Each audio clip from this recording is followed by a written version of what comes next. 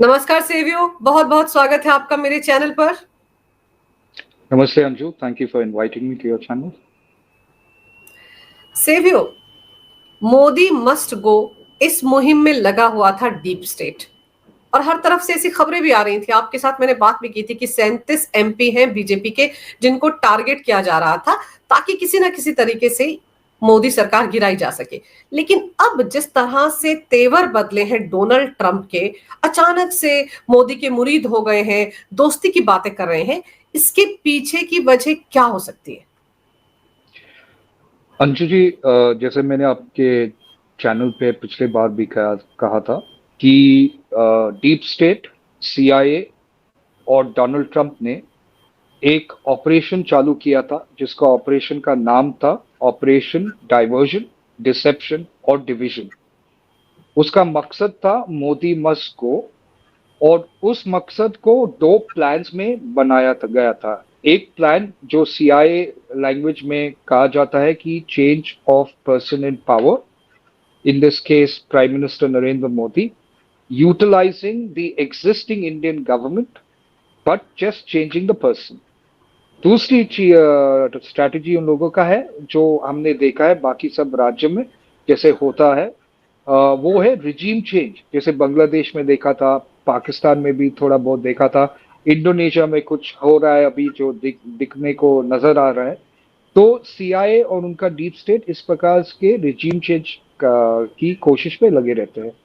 तो change of person के strategy में उन लोगों ने 37 मेंबर्स ऑफ पार्लियामेंट को कोऑप्ट करने की साजिश की थी, और उसमें एक की कॉन्स्पिरेटर जिसका पॉलिटिकल एम्बिशन था प्रधानमंत्री के बनने के लिए, उनको उनके साथ थोड़ा बातचीत हुआ है, थोड़ा स्ट्रैटेजी और प्लान बन गया था। लेकिन जब हमने इस डिटेल्स का लीक किया था, खुलासा किया था, तो उन लोगों के एक घबराहट सी आ चुकी है। जो 37 मेंबर्स ऑफ पार्लियामेंट जिसको ये साजिश में लाने वाला था, वो सब डर गए हैं, क्योंकि अभी प्रधानमंत्री अमित शाह और हमारे सिस्टम्स को पता है कि इस प्रकार की साजिश रचा गया था। और सबसे महत्वपूर्ण चीज ये है कि डोनाल्ड ट्रंप और उसकी एडमिनिस्ट्रेशन जो है, सीआईए के जो लोग थे, उनको भी ये हैरान हो गया कि इंडिया को ये कैसा पता चला और इतना बार कैसे आ गया। क्योंकि जो बातचीत हुआ था और जिस प्रकार से हम डिटेल्स दिया था, उन लोगों के पता चला कि ये तो इनसाइड के ही थ्रू से आ चुका होगा, बाहर से तो किसी के पास इंफॉर्मेशन नहीं था। जैसे मैंने कहा था सोशल मीडिया में भी कि 4 और 7 तारीख के बीच में एक मीटिंग होने वाली थी, जिसपे सीआईए के लोग, डोनाल्ड ट्रंप के एडमिनिस्ट्रेशन के लोग, कुछ इंडियन वाले लोग रहने वाले थे वहां पे, जो ऑपरेशन डाइवर्जन, डिसेप्शन और डिविजन पे फर्दर बातचीत करने वाले थे। उनमें उस समय उन लोगों को जो लोग बैठना चाहिए था उस मीटिंग में, कुछ लोग थे जो सस्पेक्ट्स हो गया है, और उनको वो मीटिंग से बाहर रख चुके थे। ओके, क्योंकि इन लोगों को अभी पता चला कि उन लोगों के टीम में से किसी ने ये इंफॉर्मेशन इंडिया को दिया है, जिसे हमें पास आ गए थे, राइट, और हमने खुलासा किया था, वी रिवील्ड द इंफॉर्मेशन। तो जब इनको ये पता चला कि इंफॉर्मेशन पता है, अभी 37 वाले लोग डर गए हैं कि कॉन्स्पिरेटर को लगा कि अभी तो ये माहौल, जो सिचुएशन बना है वो ठीक नहीं है। और वो क्या चाहते थे कि वो 75 इयर्स का जो अनरिटन रूल है बीजेपी के अंदर, उसको लेकर मोदी जी को किसी ना किसी तरीके से रिजाइन करने की कोशिश करने की एफर्ट डाले थे उन लोगों ने। पर आरएसएस के चीफ मोहन भगवत के शब्द जो उसने पिछले कुछ दिनों में कहा था कि these are internal matters and age is not necessarily a yardstick. It is about the capabilities of how one can continue in its position of responsibility. तो ये सुन के सीआईए और डीप स्टेट थोड़ी हैरान हो चुके थे कि अरे, जो हम करना चाहते थे ये तो पहले बात बाहर आ चुका है। दूसरी बात है कि आरएसएस के चीफ से कहा गया कि मोदी के 75 इयर्स के जो कोशिश कर रहा था, ये जरूरी नहीं कि मोदी को 75 इयर्स पे रिजाइन करना है, राइट, और या मोदी को या किसी और को। It is on his ability and capabilities to deliver on the job. Right. तो फिर उन लोगों को ये हैरान हो गया कि यार ये इतने सारे माइन्यूट डिटेल, जैसे फोन कॉल का टाइमिंग कॉन्स्पिरेटर्स के साथ या सीआईए के साथ, ये सब इंफॉर्मेशन हमारे पास है। क्योंकि जो हमें इंफॉर्मेशन मीडिया में बोला था, आपके मीडिया पे या किसी और मीडिया पे, हमने सिर्फ कम से कम 10% ऑफ द इंफॉर्मेशन डाला था। 90% ऑफ द इंफॉर्मेशन हमारे पास है और प्रधानमंत्री और अमित शाह जी के पास है। तो हम जानते कि क्या है 37 कौन है, क्या है, ये सब इंफॉर्मेशन हमारे पास था। तो 4th और सितंबर 4th और 5th में एक मीटिंग हुआ था यूएस में, जिसमें चीफ ऑफ स्टाफ था, चीफ ऑफ सीआईए था, एनएसए था, और 2 इंडियन बेनिफिशियरी थे वहां पे, जो ये डिस्कस कर रहा था कि क्या हुआ, कैसा ये बार आ चुका है, अभी आप में क्या करना है, किस प्रकार से ये चीज को हैंडल करें। तो उन लोगों ने एक चीज तो तय किए थे कि हमारी अंदर ही एक लीक है। तो ये जो इंफॉर्मेशन बाहर आ गया था वो यूएस के थ्रू ही आ गया, यानी कि किसी के एसेट्स या whatever you want to call them, कि हमें उन इंफॉर्मेशन आया था। अभी इंपॉर्टेंट चीज ये है कि ट्रंप के एडमिनिस्ट्रेशन और सीआईए के लोग अभी हैरान है कि इस प्रकार का डीप इंटेलिजेंस पेनिट्रेशन कैसे हो गया, क्योंकि ये डिस्कशन सिर्फ कोर टीम के साथ हुआ था। जैसे क्या 7 पॉइंट एजेंडा को कॉन्स्पिरेटर ने ट्रंप को दिया था, किस प्रकार से वो करना चाहते, वो सिर्फ हमारे पास है। मैंने सिर्फ 2 चीजों के बारे में बताया मीडिया को, एक जो अमेरिका को एक बेस चाहिए इंडिया में, और दूसरा ये फ्री ट्रेड एग्रीमेंट को साइनिंग का, जो पहले ही से अमेरिका चाहते थे, और इसलिए मोदी पे गुस्सा हुआ था कि मोदी ने फ्री ट्रेड एग्रीमेंट को साइन नहीं किया। मोदी लैंड नहीं दे रहा है अमेरिका को बेस बनाने के लिए। अमेरिका को इस रीजन में अपना बेस चाहता है। बांग्लादेश के रिजीम चेंज इसलिए हुआ था क्योंकि वो सेंट मार्टिन आइलैंड चाहते थे बेस के लिए। इसलिए ट्रंप ने क्योंकि मोदी ने ना बोला था, तो ट्रंप ने अपना रिलेशनशिप पाकिस्तान के साथ और मजबूत किया था। और दूसरा कारण यह कि ट्रंप का जो क्रिप्टो बिजनेस है, जो उसको बढ़ाना है, उसी के थ्रू करवा रहा है, क्योंकि पाकिस्तान के जो लोग हैं, पाकिस्तान के अंदर और पाकिस्तान के बाहर भी क्रिप्टो में बहुत फोकस करते हैं, और ज्यादा से लोग उस पर काम करते हैं, राइट। तो ये सब जानकर सितंबर 4th और सितंबर 5th एक्चुअली का जो फाइनल डिस्कशन में हुआ था कि ये ऑपरेशन सीपी जो था, यानी कि change of person on power, वो अबॉर्ट किया गया है कि अभी हम इसको नहीं करेंगे क्योंकि ये सक्सेसफुल नहीं होने वाला है। लेकिन रेजीम चेंज जो है अभी तक जारी है, वो अभी तक बंद नहीं हुआ। तो ऑपरेशन डाइवर्जन, डिविजन और डिसेप्शन और डिविजन अबॉर्ट सिर्फ एक चीज पे हुआ है, ओके, लेकिन पूरा इंटेंट अभी तक खत्म नहीं हो गया। तो वो कुछ ही दिनों में आप देखोगे ट्रंप के तेवर बदलेंगे, ट्रंप के शब्द बदलेंगे, ट्रंप किस प्रकार से बात कर रहे हैं वो बदल जाएंगे। ट्रंप मोदी को और पसंद करेंगे, पसंद करने की बात करेंगे कि हम मोदी ऐसा अच्छा है, इंडिया अच्छा है, हमें रिलेशन, क्योंकि उन लोगों का रिपोर्ट से आया था उस डिस्कशन में कि फिलहाल हम इंडिया के खिलाफ नहीं जा सकते। इंडिया का जो रेजिलियंस था उसके बारे में बात किया गया कि यार इंडिया बेंड नहीं हो चुका है, इंडिया हमारा सुन नहीं रहा है, इंडिया अपना कर रहा है, अपना वजूद जमा रहा है बाकी सब राज्यों में। और एससीओ का जो मीटिंग हुआ था जिसपे इंडिया, रशिया और चाइना के साथ और मजबूत हो गया था उनका रिलेशनशिप, वो खत्म, वो एक दूसरा पॉइंट है जो वो मीटिंग में डिस्कस हुआ था। तो उन लोगों का यही है कि अगले कुछ दिनों के लिए हम थोड़ा स्टेप बैक ले ले, देखेंगे कि क्या सिचुएशन है, और वो अभी ऑपोजिशन के साथ ज्यादा खेलने की कोशिश करेगा कि ऑपोजिशन को और बढ़ाओ, ऑपोजिशन की और थोड़ा पुश करो, क्योंकि हम इसको आगे ले सकते हैं ये रिजीम चेंज।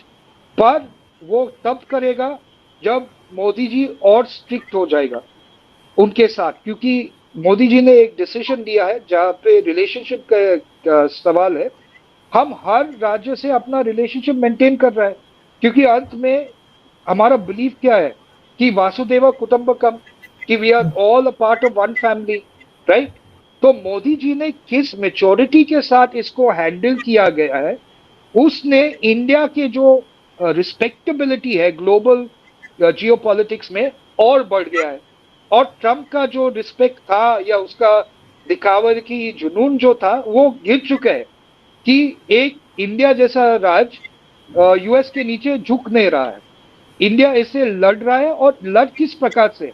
वो ट्रम्प को गाली नहीं दे रहा है, वो यूएसए को गाली नहीं दे रहे, वो सिर्फ बता रहे हैं कि हम जो करेंगे वो इंडिया फर्स्ट देखकर ही करेंगे। हम उससे हम जो अमेरिका करना चाहते, बाकी सब राज्य करना चाहते अपने राज्य के अंदर, वो उनके प्रॉब्लम है।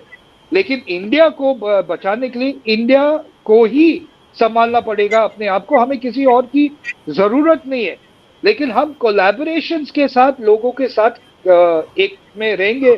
वी विल बी जी। Equal with everyone for the benefits of the country, right? तो ये मोमेंटम जो है डीप स्टेट कंटिन्यू करेंगे, deep state of regime change plans continue हो जाएगा। वो बैकअप प्लान है कि हमें किसी ना किसी तरीके से मोदी को मोल्ड करना है। अगर मोदी मोल्ड नहीं होता है हमारी तरफ, जो दिख रहा था पिछले 1 महीने के लिए, तब हम उसको किसी ना किसी तरीके से आउट करेंगे और किसी और रेजिम को लेकर आएंगे। लेकिन उन लोगों ने एक सबसे बड़ी गलती किया था। वो सबसे बड़ी गलती ये है कि वो सोचा कि इंडिया रिटेलिएट करेंगे। इंडिया की गवर्नमेंट के जो लोग हैं, इंडिया के जो मिनिस्टर्स है, रिटेलिएट करेंगे। लेकिन हमने रिटेलिएट नहीं किया। हमें बड़ी बड़ी शिद्दत से और बड़ी स्ट्रैटेजी के साथ हमें जो कहना था हमने वर्ल्ड के सामने रखा था। अमेरिका को जो कहना था हमने अमेरिका को कह चुके हैं। सेवी तो राहुल गांधी तो मलेशिया पहुंचे हुए हैं, कोलालमपुर लंकावी पहुंचे हुए हैं, और मलेशिया में कौन बैठा हुआ है? जाकिर नाइक बैठा हुआ है ना, भारत का भगौड़ा।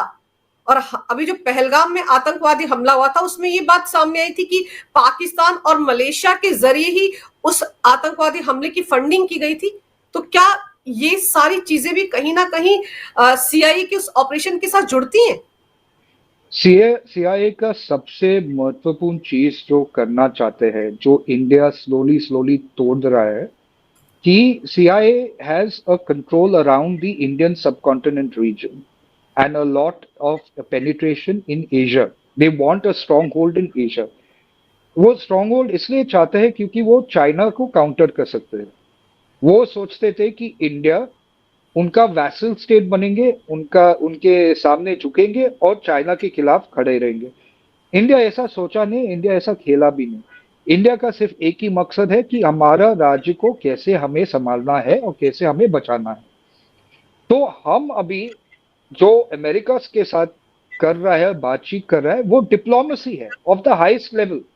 जो अर्थशास्त्र में लिखा है, वो अर्थशास्त्र अभी एक प्ले बुक बन चुका है, जिससे प्रकार से हम इसको बाकी सब देशों को दिखा रहे हैं कि हम किसी के ऊपर चिल्ला नहीं रहे, लोगों को गाली नहीं दे रहा है। जैसे पीटर नावारो का स्टेटमेंट जो था, नवारो का जो स्टेटमेंट था, वो ब्राह्मण्स के खिलाफ था। वो अमेरिका को ब्राह्मण्स के बारे में क्या जानता है जो उन लोगों ने लिया था? ये एक प्ले बुक किसी ने दिलाया होगा उनको कि आप इस प्रकार से बात करो, टेंशन करो, कंफ्यूजन करो, एनार्की करो, किसी ना किसी तरीके से ब्राह्मण्स को भड़काओ और ब्राह्मण्स और other caste to get reactive, to get a reaction. यही प्रॉब्लम है अमेरिका का। सेवियो, जैसे अभी एक ऑस्ट्रेलिया के इकोनॉमिस्ट है, उन्होंने किस तरह का एक मैप जारी किया था। उनका तो अकाउंट भी एक्स पर जो था वो भारत में बैन हो गया है। वो किस तरह का मैप लेकर आए थे, कैसे खालिस्तान की पैरवी कर रहे थे, भारत के कितने सारे हिस्से पाकिस्तान को दे रहे थे, वो क्या था? क्या वो भी डीप स्टेट के एक किरदार है, एक हिस्सा है? डीप स्टेट को अगर इंडिया में सफलता पाना है तो मेरी पर्सनल राय है कि वो इंडिया को तोड़ने की कोशिश करेंगे।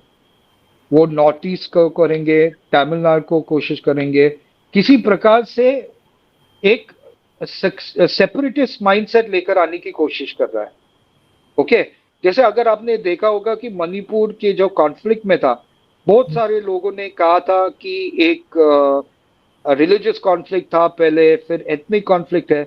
मणिपुर का कॉन्फ्लिक्ट नारकोटिक्स का है, और नारकोटिक्स के थ्रू ही ये अनईजीनेस करना चाहते हैं, चलो इसको एथनिक की तरफ लेकर जाओ, लोगों मेती और कुकी कम्युनिटी के बीच में सेपरेटिस्ट के थॉट लेकर आ, क्योंकि बोलेंगे कि हमें सेपरेट स्टेट चाहिए, सेपरेट नेशन चाहिए, वो जो कुकी लैंड का प्लान है, ये सब चीज शेख हसीना ने एक मीडिया को बोला था 1 साल पहले, उसके रिजीम चेंज होने से पहले, कि एक व्हाइट मैन जो जो डोनाल्ड लू था उस समय, उसने बोला था कि हम किसी ना किसी तरीके से इंडियन सब कॉन्टिनेंट में एक क्रिश्चियन नेशन करेंगे, जिसपे हम बांग्लादेश, म्यांमार और इंडिया को डिवाइड करके उनको ये क्रिश्चियन नेशन बनाएंगे। तो ये उनका सोच है, लेकिन जो हकीकत है ग्राउंड में, वो हकीकत है कि बहुत सारे लोग, चाहे वो नॉर्थ ईस्ट में हो या तमिलनाडु में हो या किसी और राज्य में, पंजाब में भी हो,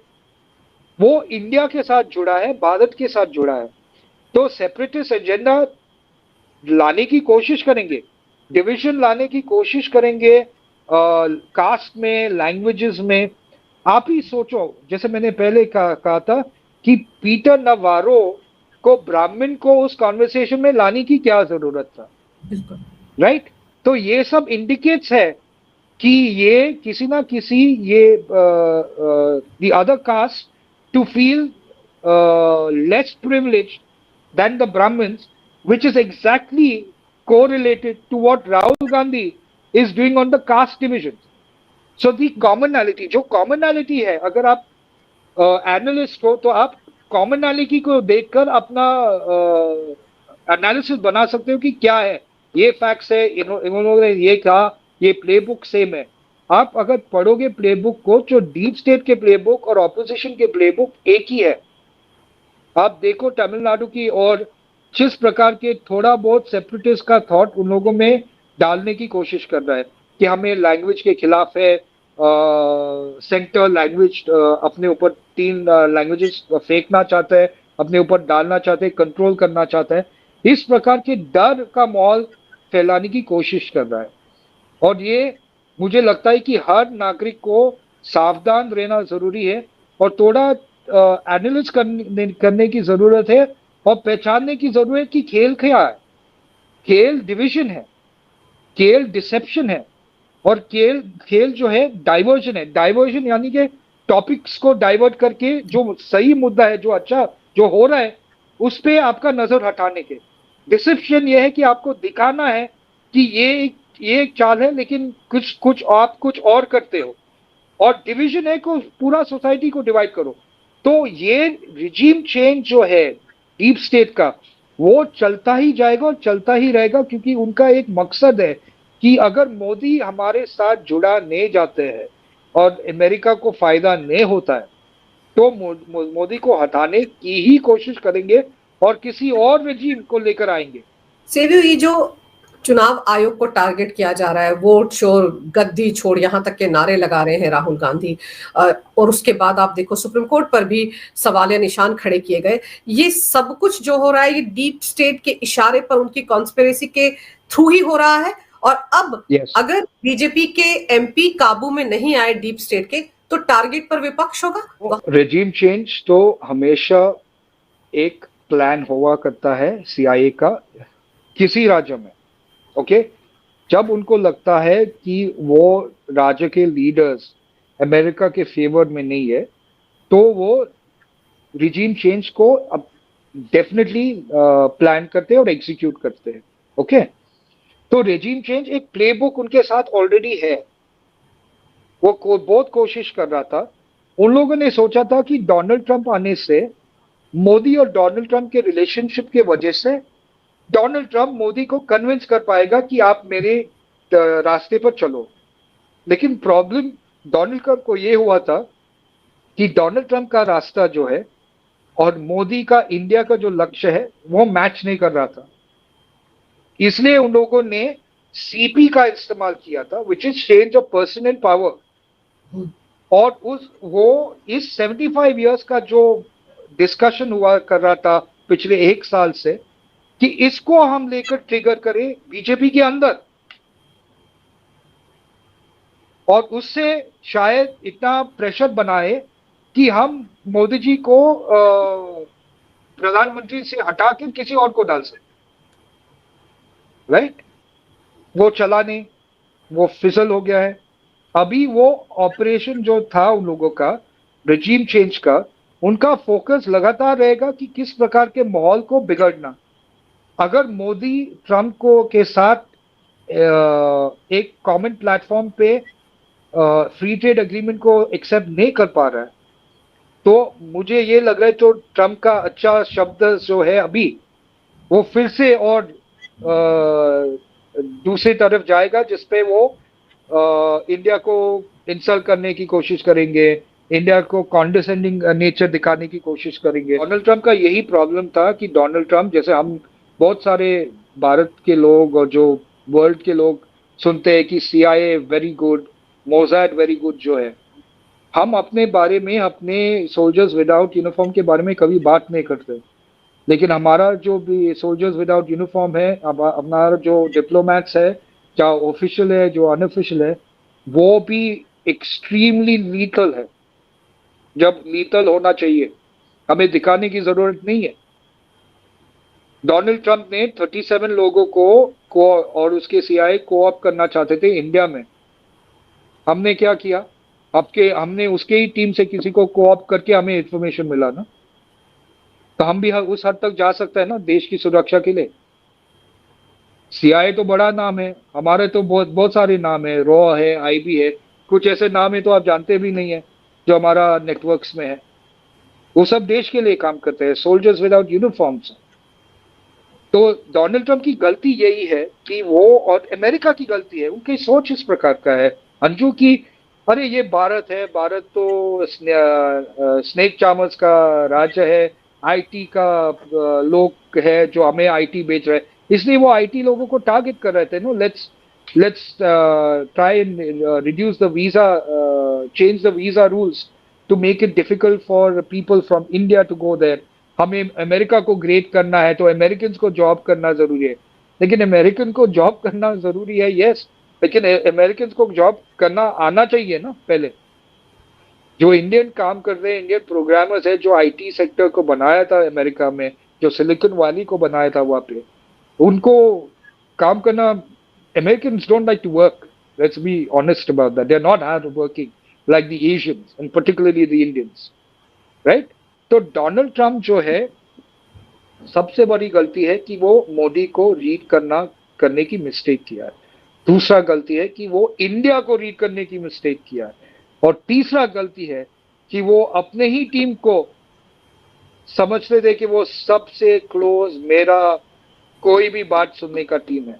मैं डोनाल्ड ट्रंप को अभी भी बोल रहा हूं, आपके सामने बोल रहा हूं, कि जो आप सोचते हैं कि आप कर सकते हैं इंडिया के साथ, हम आपके साथ वो ही करेंगे।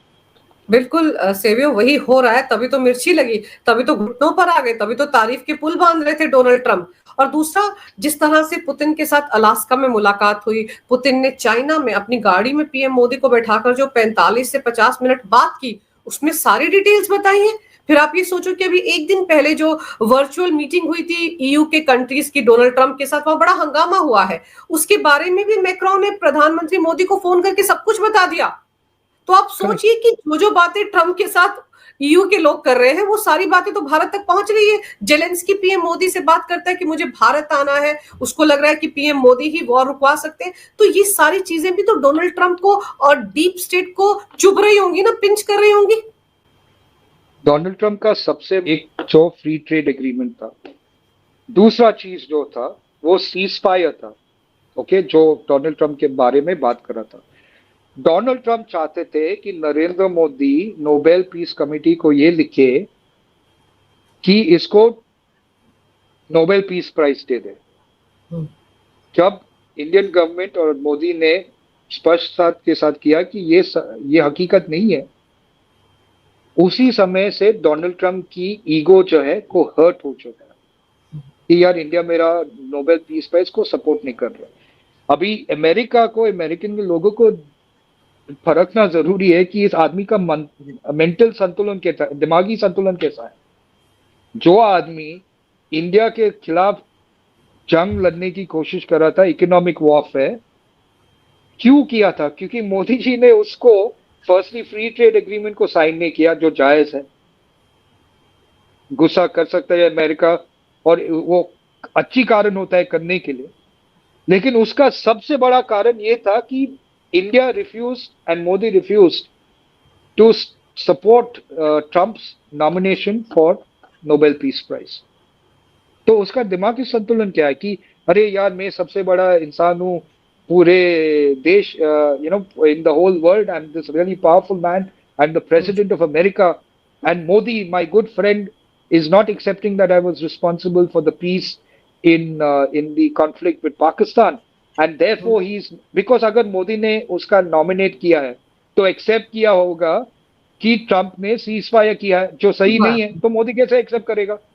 बिल्कुल। लेकिन वो सोचता था चलो मैं मोदी को दबाव फोर्स करूं कि मुझे नोबेल पीस प्राइज, और ये ही कारण है। और अमेरिका को सोचना जरूरी है कि ये आदमी का दिमागिक संतुलन सही नहीं है, वो एक ईगोइस्टिकल मेनियक है। उसका यही सोच इंडिया और यूएस के रिलेशनशिप को खराब किया है, इसी सोच के वजह से कि मोदी ने उसको नॉमिनेट नहीं किया गया, जैसे नेतन्याहू ने किया था। नेतन्याहू ने किया ट्रम्प को नॉमिनेट नोबेल पीस प्राइज के लिए, लेकिन मोदी ने नहीं किया। तो वो सोचा था चलो, जैसे इसराइल हमारे साथ है, और इसराइल का स्ट्रैटेजी प्रीटी क्लियर है, अरे डोनाल्ड ट्रम्प को खुश रहना है, रखो उसको खुश, हमें क्या फर्क पड़ता है, हमें अपना राज्य को बचाना है। इंडिया सोचता है, इंडिया का सोच ऐसा नहीं है, क्योंकि अगर हम करते थे तो हमें यह मानना है कि डोनाल्ड ट्रम्प ने रुकवाया था, जो सही नहीं है, तो उसने पर्सनली लिया था। ये जो कर रहा है डोनाल्ड ट्रम्प, एक पर्सनल वेंडेटा मोदी के साथ और इंडिया के साथ है। लेकिन उसके बातों में अभी उनको ये बोलना जरूरी है कि मोदी को कि आप अच्छा है, अच्छा है, आप मेरे अच्छे दोस्त हैं, क्योंकि वो जानता है कि असली कारण क्या है, कि वो मोदी को दबाना चाहता था, मोदी को फोर्स करना चाहता था कि आप मुझे नॉमिनेट करो नोबेल पीस प्राइज के लिए। पर आप सोचो कि किस तरह से डीप स्टेट, कहते हैं ना, येन केन प्रकारेण, पीएम मोदी को फंसाने की कोशिश कर रहे हैं कि फ्री ट्रेड एग्रीमेंट के लिए मान जाएं और डोनाल्ड ट्रंप का नाम भी रिकमेंड कर दें। किस तरह की साजिशें हो रही हैं। लेकिन अब ये देखना सेवियो बहुत इंपॉर्टेंट होगा कि विपक्ष के कौन कौन से लोग हैं जिनको कि सीआईए या डीप स्टेट टारगेट करता है। वैसे भी हमारे देश का विपक्ष आधे से ज्यादा ऐसा है जो उनके इशारे पर चलता है। हमारे देश में जो एलओपी है वो तो बाहर जाकर जिस तरह से हमारे देश को बदनाम करते रहे, अमेरिका में जाकर, यूके में जाकर, और आजकल तो पता नहीं कहां कहां घूम रहे, वियतनाम चले जाते हैं, बहरीन चले जाते हैं, और आजकल कोलालंपुर पहुंचे हुए हैं, मलेशिया पहुंचे हुए हैं। तो वो लोग भी तो जिस तरह की स्टेटमेंट बाहर जाकर देते हैं, लोकतंत्र खतरे में है, चुनाव आयोग ठीक से काम नहीं कर रहा है, संसद में मुझे बोलने नहीं दिया जाता, मेरा फोन टैप किया जाता है, पेगासस लगा हुआ है, ये सारी बातें भी तो देश की छवि को खराब करने के लिए हैं। और वो जो डीप स्टेट का एजेंडा है उसके साथ मिलती है। ऑफ कोर्स मिलती है। जो भी देश को बांटने की कोशिश करेगा तो वो डीप स्टेट के ऑपरेशन से ही मिलेगा ना अंजू, क्योंकि डिवीजन उसका अल्टीमेट फोकस है। डाइवर्जन, डिसेप्शन और division, one after another is what they will work on, and therefore I believe that the opposition needs to be very careful that the CIA, no matter how much you might dislike Modi, आप मोदी को पसंद नहीं करोगे, आप BJP को पसंद नहीं करते, आप आरएसएस को पसंद नहीं करते, वो एक ओपिनियन है आपका, जरूरी नहीं आप सबको लाइक करना चाहिए। लेकिन जो अमेरिका डीप स्टेट और सीआईए करना चाहते हैं, अगर आप उन लोगों के साथ जोड़ेगा तो वो देश के खिलाफ एक्ट है। आप देश के खिलाफ काम करोगे, और देश के लिए खिलाफ काम करोगे तो आपका नतीजा आप खुद देख रहे हैं कि कहाँ है कांग्रेस, कहाँ है दूसरा ऑपोजिशन। अभी सब लोग, अगर आप देखोगे, वो स्टालिन को बड़ा बनाने की कोशिश करेगा सिस्टम में। आप देखोगे स्टालिन को बड़ा बनाने की कोशिश करोगे, ममता को थोड़ा साइड में रखेंगे। ममता को एक पिछले 2-3 साल में था बढ़ाने के लिए एक सोच, अभी वो स्टालिन को बता देंगे। सीआईए और जो भी डीप स्टेट के एसेट्स है, डायरेक्टली सीआईए नहीं हो सकते, लेकिन डीप स्टेट के जो एसेट्स है वो स्टालिन को बढ़ाने की कोशिश करेंगे कि क्या ये ऑल्टरनेट लीडर बन सकता है साउथ में से। क्योंकि उनको ये साउथ नॉर्थ का डिवीजन एक ऐसा डिवीजन है जो अगर खींचा जाएगा ना बराबर, they can have some success in some places, not all, right? तो आप देखोगे they will make Stalin a little popular. Stalin के खुद ही डीएमके के लोग जो है स्ट्रांग बना देंगे। अभी तमिलनाडु का इलेक्शन भी आ रहा है 2026 में, वहां पे आप देखोगे कि किस प्रकार से डीएमके का स्ट्रेंथ होगा, how will they perform. Bihar का इलेक्शंस आ रहा है, बिहार के इलेक्शंस में भी कुछ ऐसे दिखाने की कोशिश कर रहा है कि you know the upper caste is still stronger while the lower caste is still subjugated is a plan, but they won't necessarily win in Bihar, but they will use the province of southern India and the extreme northeast India to foment some trouble. It's the way I see it. क्योंकि अगर आप देखोगे, अगर आप किसी चीज के अंदर आना चाहते हो, पहले तो आपको बाहर की कैप्चर करना जरूरी है। जैसे अगर आप देखोगे कश्मीर के प्रॉब्लम को, उसी प्रकार से अगर आप देखोगे नॉर्थ ईस्ट के प्रॉब्लम को, particularly Manipur at this point of time, right, उसको और गहरा बनाने की कोशिश करेंगे और हम डील कर रहे हैं इन सब चीजों में। अंत में हमारा कुछ मीर जाफर और जयचंद हमारे देश के अंदर ही है, चाहे वो ऑपोजिशन लो हो, लीडर्स हो, एकेडमिशियंस हो, मीडिया के अंदर कुछ लोग हैं, पर हम डील करेंगे उन लोगों से।